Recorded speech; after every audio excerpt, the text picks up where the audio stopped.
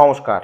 আপনি কমেন্টে জিজ্ঞেস করেছেন চন্দ্রভেদী প্রাণায়ামকে কেমন করে করতে হয়, এবং অপর একটা কমেন্টে জিজ্ঞেস করা হয়েছে যে চন্দ্রভেদী প্রাণায়ামকে কখন করতে হবে।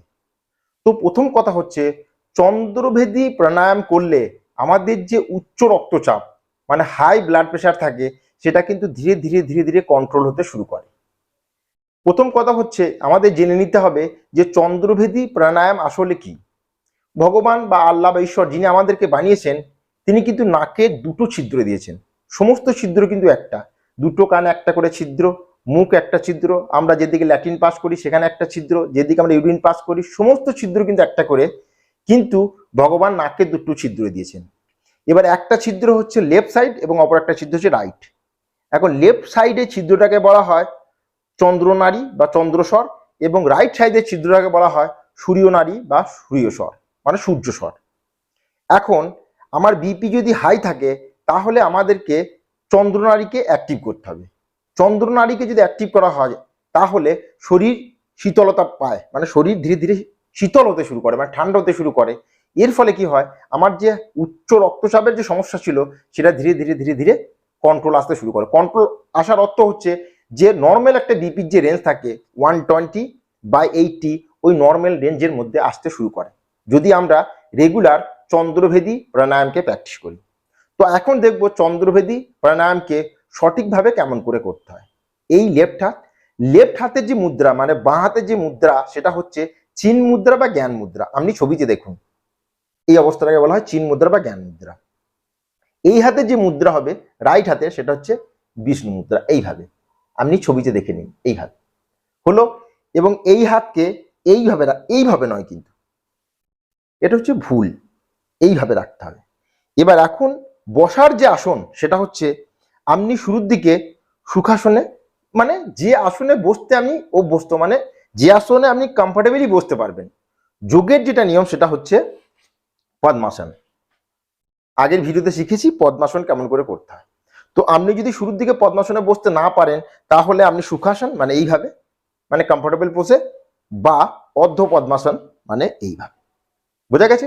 এখন শুরুর দিকে আপনি যে আসনে বসতে কমফোর্টেবল হবেন সেই আসনে বসবেন, কিন্তু রেগুলার প্র্যাকটিস করলে আপনি ধীরে ধীরে পদ্মাসনে বসতে পারবেন। তো এই হলো পদ্মাসন। এখন এই হাতের মুদ্রা হচ্ছে জ্ঞান মুদ্রা বা চিন মুদ্রা। ইন্ডেক্স এবং থাম দুটোকে একত্রিত করে হাতকে এইভাবে নয়, হাতকে রাখবে এইভাবে। যোগের যে পারফেক্ট পোজ সেই পোজে করব, তাহলে এর সঠিক মানে সম্পূর্ণ ফল পাওয়া যাবে। একটা কথা আমি বলে রাখি, আপনি পরীক্ষা করে দেখতে পারেন, এই প্রাণায়ামকে করার পর আপনি বিপিকে নামবেন। প্রথমে বিপি নেপে নেবেন, আপনার বিপি যদি হাই থাকে এই প্রাণায়ামকে 5 থেকে 10 বার করবেন, তারপরে বিপিটাকে আবার নামবেন। আপনি দেখবেন আপনার বিপি কিন্তু সঙ্গে সঙ্গেই নিচের দিকে নেমে আসছে। এবং এই প্রাণায়ামকে যদি আপনি রেগুলার প্র্যাকটিস করেন, তাহলে আপনার যে হাই বিপি মানে উচ্চ রক্তচাপের যে সমস্যা ছিল, সেটা 1 মাসের মধ্যেই কন্ট্রোল হতে শুরু করবে। সত্য একটাই, রেগুলার এই আসনকে মানে প্রাণায়ামকে প্র্যাকটিস করতে হবে। এখন এই হাতের মুদ্রা হচ্ছে বিষ্ণু মুদ্রা। হাতকে এইভাবে রাখবো আলতোভাবে, কোনো হোলকেই কিন্তু প্রেশার দিয়ে বন্ধ করব না।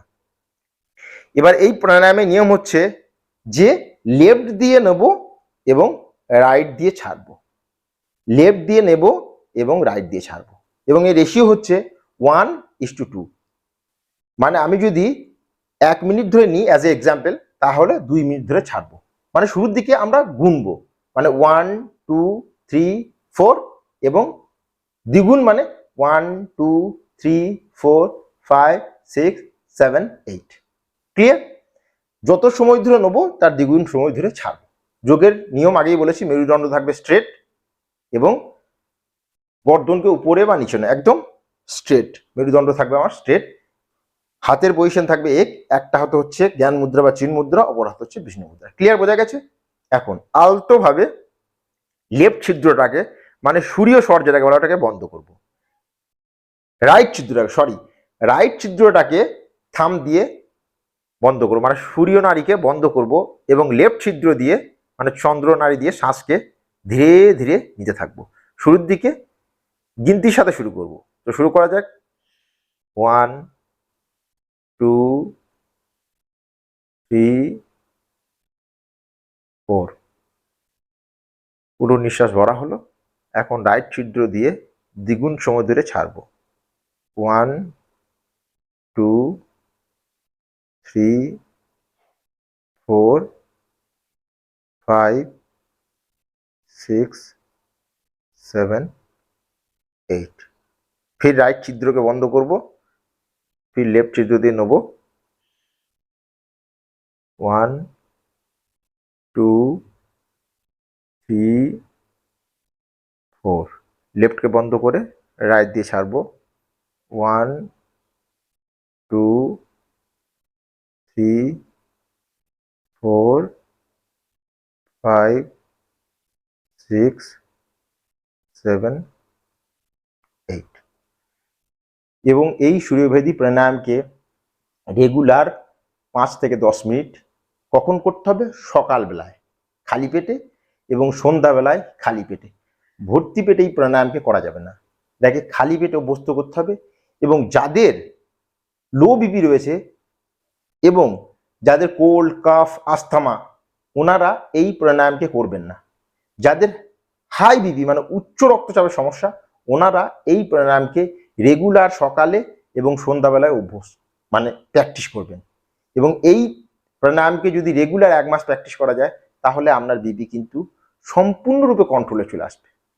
তো আজকে এইটুকুই। Thank you, take care, good bye এবং স্টে হেলদি। নমস্কার, থ্যাংক ইউ।